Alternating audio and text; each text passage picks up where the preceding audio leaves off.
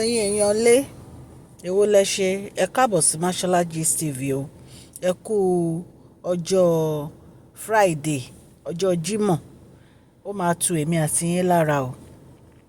Mo dúpẹ́ lọ́wọ́ gbogbo ẹ̀yin Masholarites èyí tí ẹ̀ ń darapọ̀ mọ́ channel yìí. Ọlọ́run Elédùmarè á wà pẹ̀lú gbogbo yín o. Gist tèmi tí a gbọ́, wọ́n ní bàbá Erin ńlá, wọ́n ní wọ́n lọ sí Àkúrẹ́ nígbà tí wọ́n gbọ́ pé Queen Naomi wà ní Àkúrẹ́.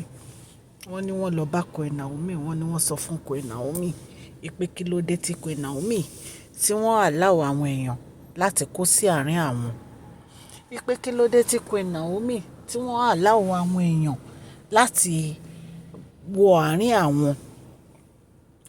Pé àwọn nífẹ̀ẹ́ Queen Naomi gidigidi, àwọn nífẹ̀ẹ́ Queen Naomi tọkàntọkàn, àwọn ò dẹ̀ fẹ́ wọ́n gba àwọn èèyàn kọ̀ọ̀kan láàyè láti dàárín àwọn rú. Pé ṣùgbọ́n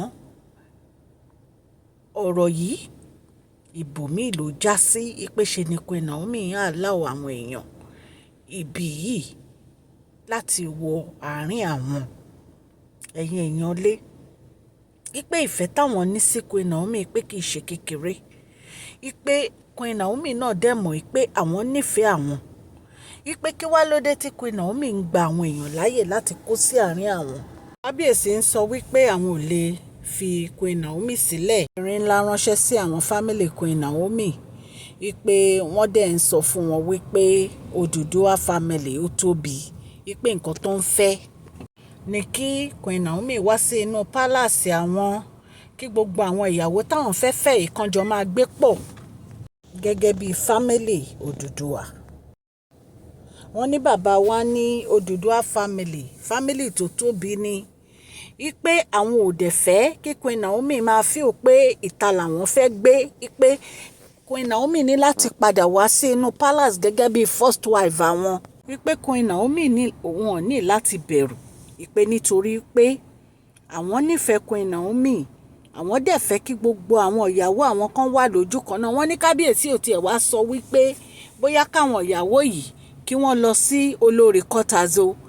Pé nǹkan tí kábíyèsí fẹ́ òun ni kí gbogbo wọn jọ máa gbé inú palace yẹn gẹ́gẹ́ bí ìyálé àti ìyàwó.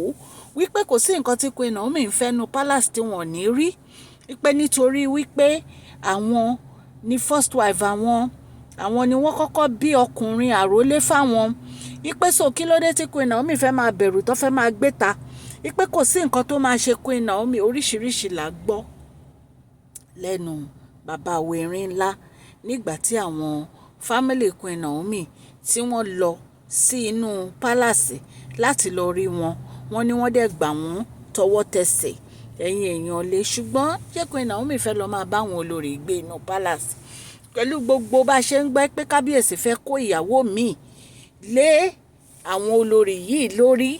Bí a ṣe ń gbọ́, wọ́n ní àǹtí wa Láìdé òun náà ń bọ̀ gẹ́gẹ́ bí olórí. Bí a ṣe gbọ́, wọ́n ní àǹtí wa Lọ́lá náà wọ́n lórúkọ ẹ̀ wà ńbẹ̀. Bẹ́ẹ̀ náà ni a dẹ̀ gbọ́ pé surrogate mom ọ̀rẹ́ àǹtí wa wọ́n lórúkọ ẹ̀ wà ńbẹ̀. So ṣé gbogbo àárín àwọn èyí ní Queen Naomi fẹ́ lọ gbé? Mi rè pé yìí bójúmu o. Mi rè pé yìí bójúmu. Tó bá ti jẹ́ pé bàbá wa fẹ́ fẹ́ yàwó lóòótọ́, kí Queen Naomi gba òmìnira kí wọ́n move on pẹ̀lú life wọn. Nítorí pé wọ́n lè máa fi ìdí gbàdí pẹ̀lú àwọn olórí yìí. Nǹkan tí èmi feel pé ó yẹ kí Queen Naomi ṣe nìyẹn. Àfi tó bá jẹ́ pé Queen Naomi wọn ò fẹ́ fi kábíyèsí sílẹ̀, kí wọ́n sọ fún kábíyèsí wípé kán fi àwọn sí royal mansion, kán wà ní royal mansion, kán máa ṣàbíyamọ wọn.